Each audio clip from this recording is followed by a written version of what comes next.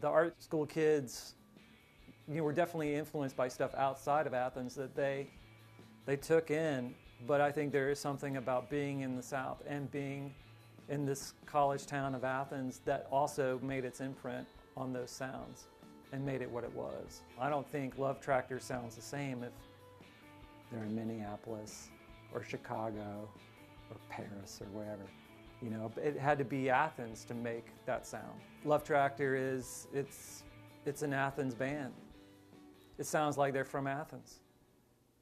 That's how I hear it.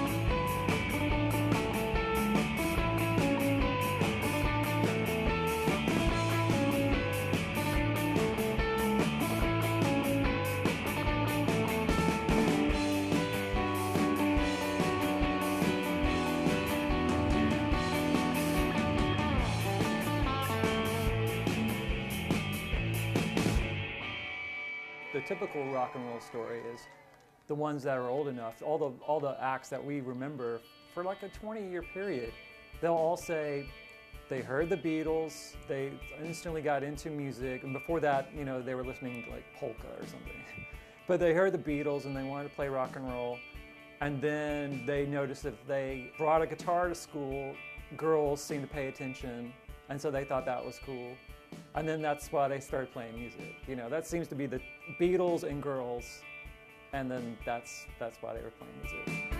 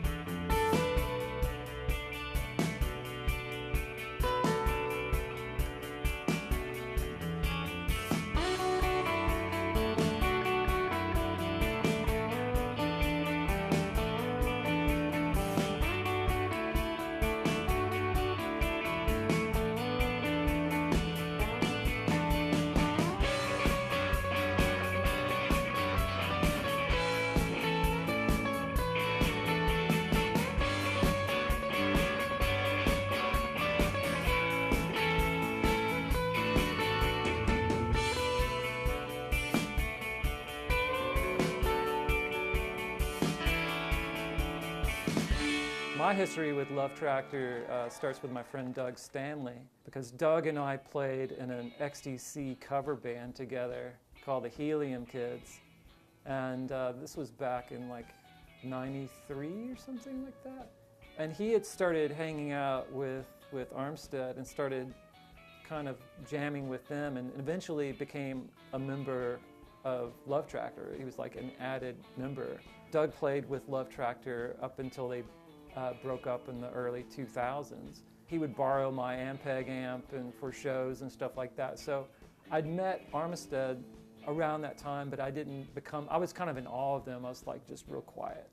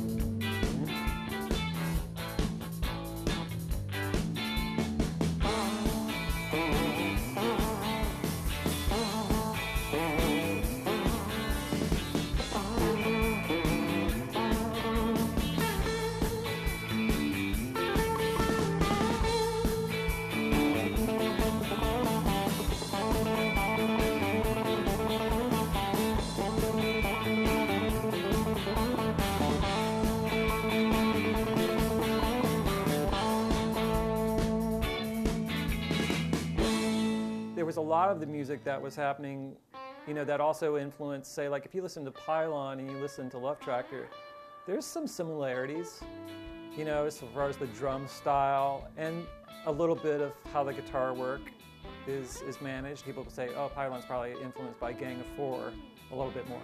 Now, whether that's true or not, they used to play a lot together, Gang of Four and Pylon, actually. Love Tractor's influences, I think it was definitely a combination of music that was around, but also what was happening in the local scene was definitely influencing them.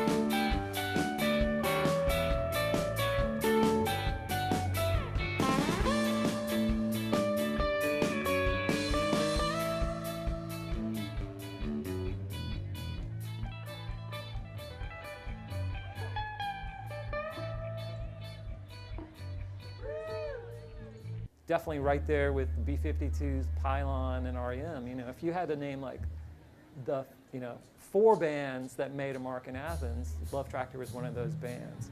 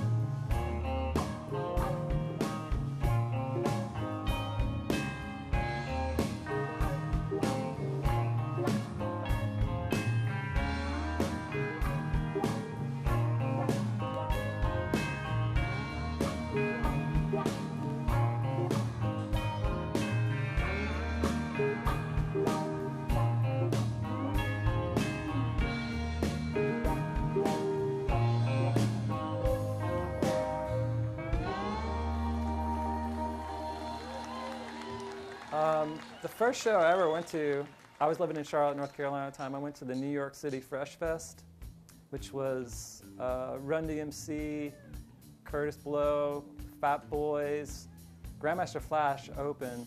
It was basically everybody that was like on Def Jam Records back in like 1983. I went with my friends and we were probably like, we probably may have been the only 5 white people in the whole place. Everybody's real nice though. And everybody had cool like faded like afro cuts and like Adidas logos like in the side and stuff like that. It was totally awesome.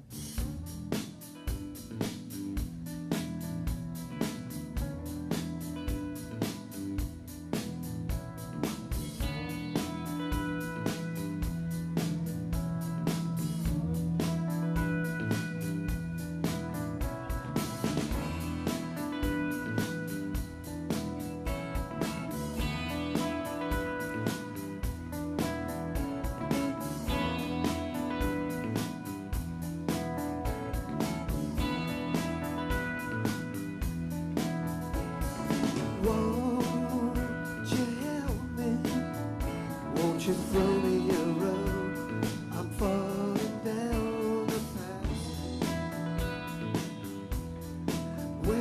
the size,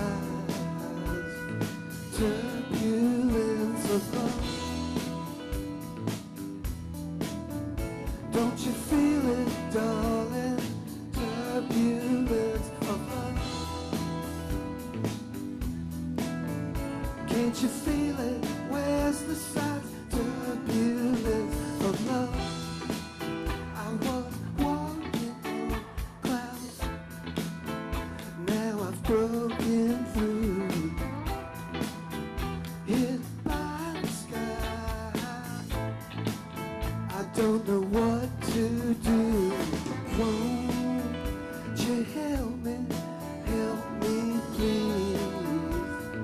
Turbulence of love. Won't you throw me a rope? Turbulence, turbulent thoughts are filling my mind. From every direction, throw me a sign.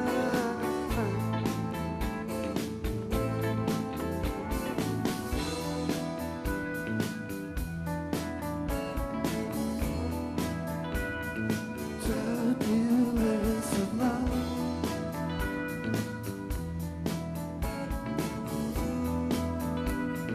Turbulence.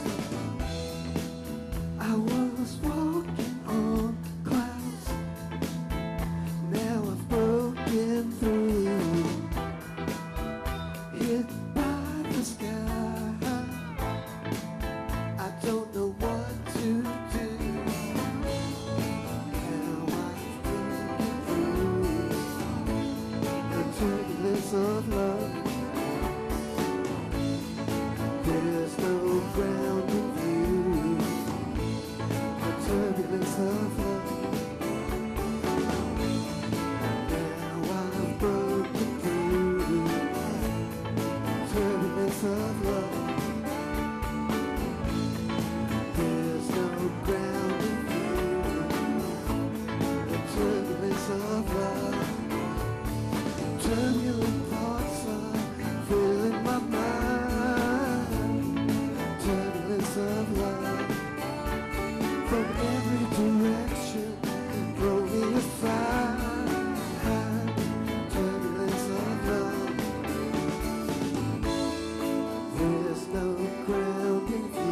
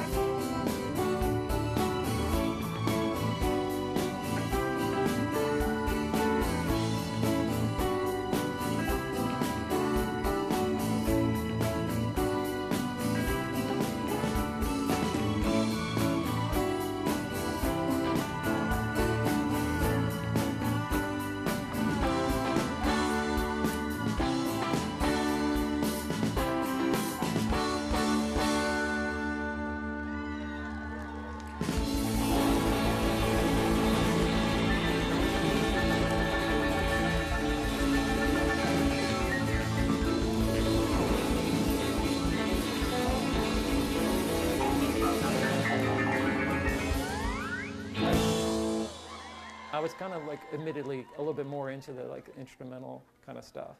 And it wasn't until many years later that I finally got to really meet Armstead and Mark and start playing with them, which is surreal. So.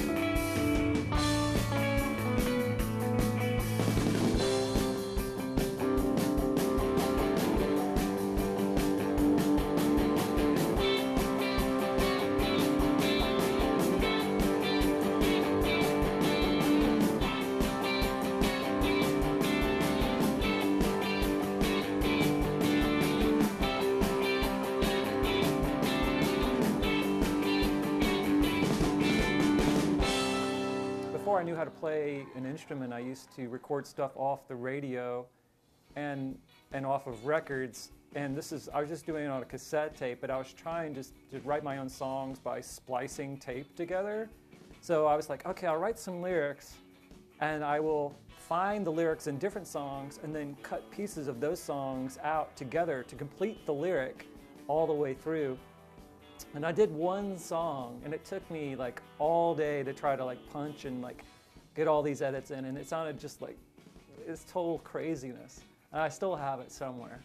And my friends would go, man, you should have kept doing that. I was like, yeah, but I was like 12 years old. It was like a little bit too much for me to keep on pursuing this thing that it didn't quite turn out in my head. You know, the way I heard it in my head, it came out totally differently.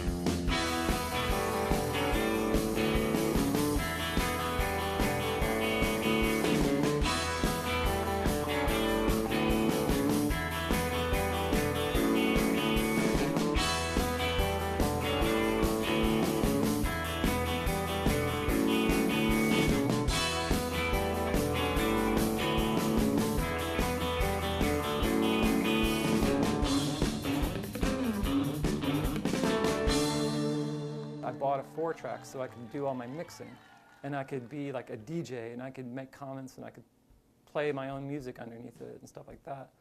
But through that, I started meeting other people that actually played music, and then I realized, oh yeah, most people buy this so they can like record music.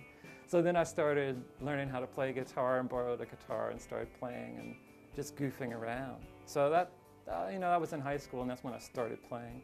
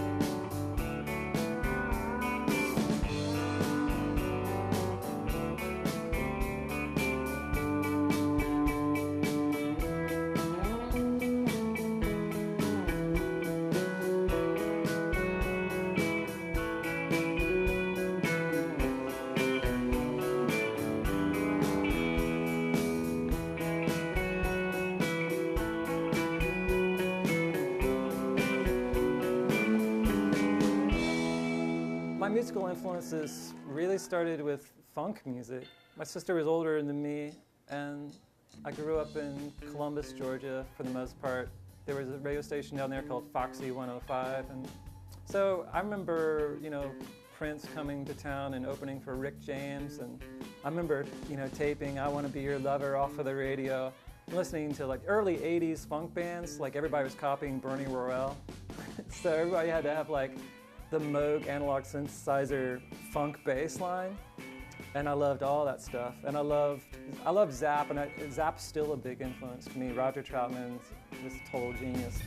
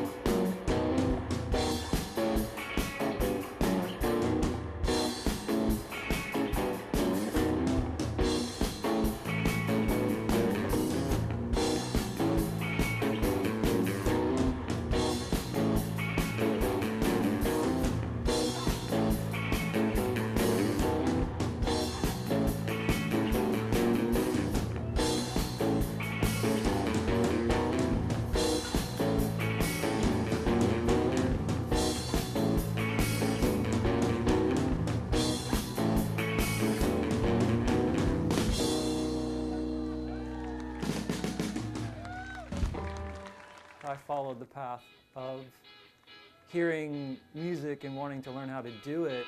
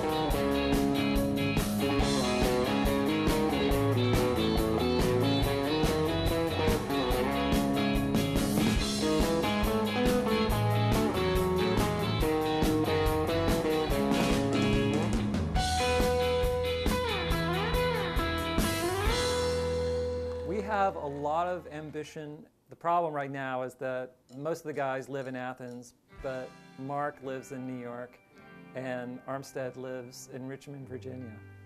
So that makes it a little bit difficult.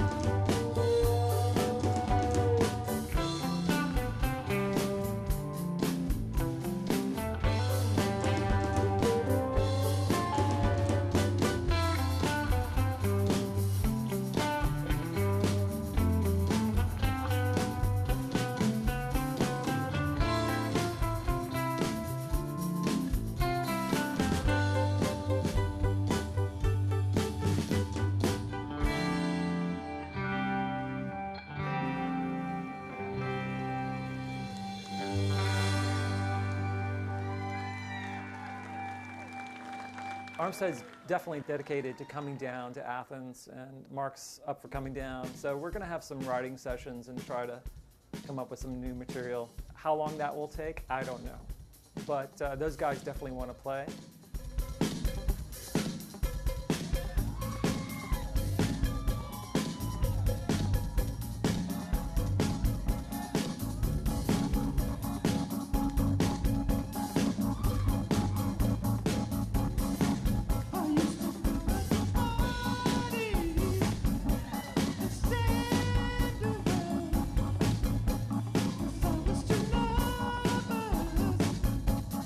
Really get down.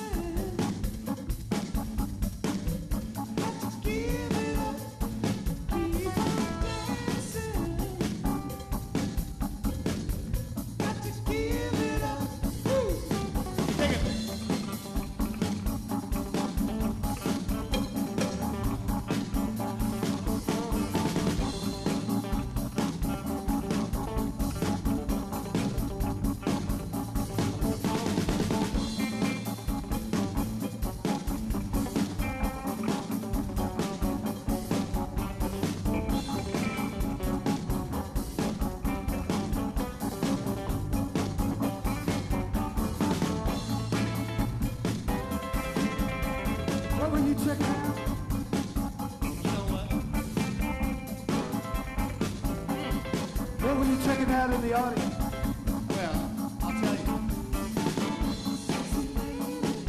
Sexy ladies, sexy ladies, sexy ladies, sexy ladies, sexy ladies, sexy ladies, sexy ladies, sexy ladies, sexy ladies, sexy ladies, sexy ladies, sexy ladies, sexy ladies, sexy ladies. I think they need the glory. When you start playing again, you realize what joy there was in playing the music. And when we played that show at Athfest, they had the time of their lives. You could just see it in their eyes.